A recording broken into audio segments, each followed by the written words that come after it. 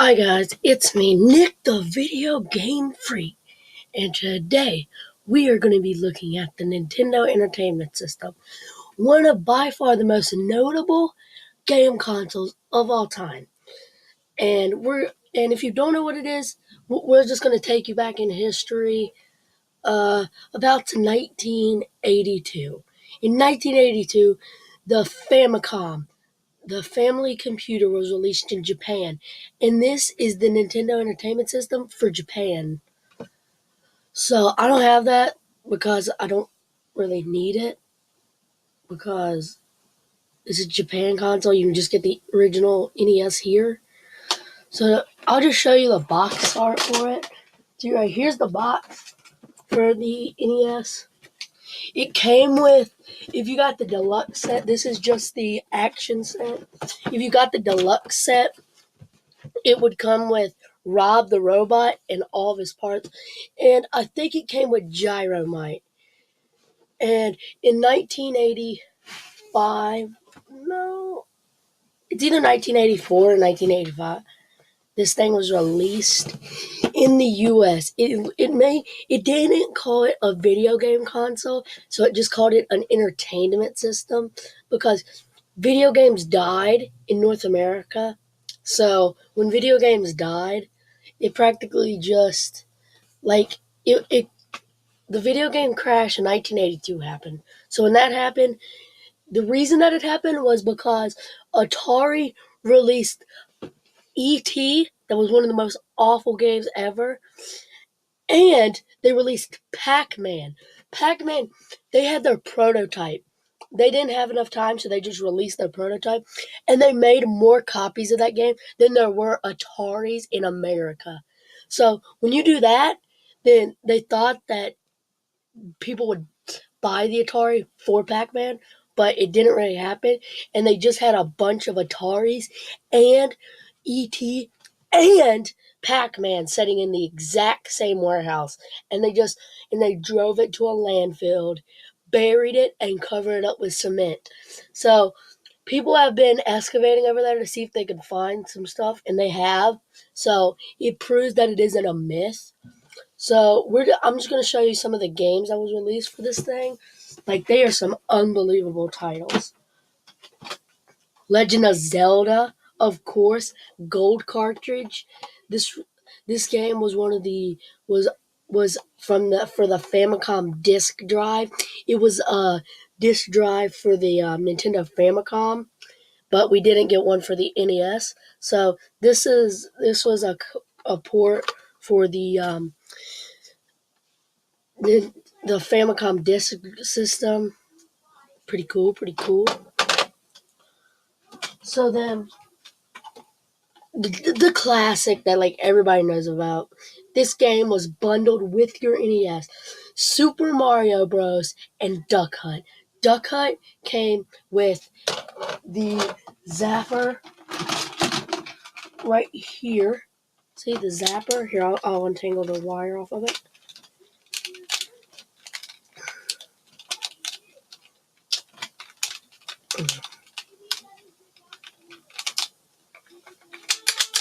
So it doesn't work like with modern TVs. It works with, like, the box TVs. So the ducks would, like, fly up, and you'd shoot them with your gun like this.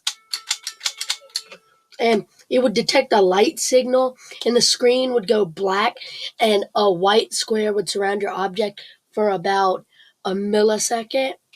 So I thought I should just mention the duck hunt, because that's in Super Mario Bros. Like, everybody knows. So I'm not going to explain it, because that'd just be a waste of time for everybody who's watching this video. And now we're going to get into Nintendo's lawsuit against Galoob and Camerica. This is the Game Genie. The Game Genie sparked a lot of conflict for Nintendo, Galoob, and Camerica. Camerica created this thing, like, all across the world, but Galoob made it, like, in the US. So Nintendo was mad because this thing would make you cheat, and it would just bypass the Nintendo lockout chip. So you could do whatever you want with with your Nintendo Entertainment System. You know what? I'm gonna look up. I'm gonna look up something. I'm gonna look up Game Genie codes. So you had to put in a deliberate set of code. Let's see if it shows you the startup screen of the. So this is what the startup screen would look like. You'd put your game in right here, like this. Then you'd shove it into your NES, and then you'd press the start button, and that would pop up. And when that pop up, you put in the code that you wanted. So when you put in that code, it would show up. You could get like 9 extra lives in Super Mario Bros. And that started a lot of conflict with the Nintendo, and Nintendo was like, "We ain't gonna take that," because they practically they're bypassing their lockout chip, and it's practically I think they lawsuit them for copying code, but they didn't really copy their code. They just bypassed their lockout chip. I I know this is a weird thing to cover, the Game Genie, but I think I should just bring some light on it of the lawsuit between Comerica, Galoob, and Nintendo.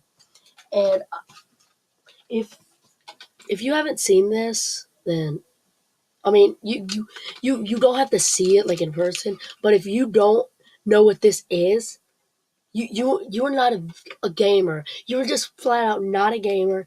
You should just sell all your video games because this is like the most notable controller ever. And Nintendo has had, and then the game, and then like the game cons. The Nintendo had some competition with the Sega Master System, but not really because you don't get the same games that you have on the Nintendo with the Master System. And this is the Master System controller, pretty cool. Instead of a D-pad, you can tell they just copied the NES controller. Instead of a start and select button, they just have start for button number one. And Nintendo actually put a start and select button on theirs. And the D-pad's different. See, this one's like you can go diagonal, left, right, front, back. This one you can just go down, up, left, right. Pretty cool. And I was gonna bring up the topic that the Atari 7800 came out. I'm just gonna show you. I'm just gonna type it in. The Atari 7800 was Atari making a coming back from the video game crash, but it wasn't really a comeback at all. Atari 7800. Just look at this thing. Like I it can play. Dude, this thing was just to create. It's just a 2600 but with better graphics. So you can play your 2600 games on there, but most of the people just still had an Atari 2600 and they just didn't really know. And when Nintendo was going to release the Nintendo in America, then the producer went to America, the creator of the Nintendo went to America and like started looking at the arcades, and kids were storming the arcades even after the video game crash. So kids were still interested in video games. It just wasn't, oh, the video game crash happened, we're not going to be playing video games anymore. It just happened, and Nintendo tried to roll with it, and they did. So this was just a video about the Nintendo Entertainment System. I hope you enjoyed this video. Goodbye.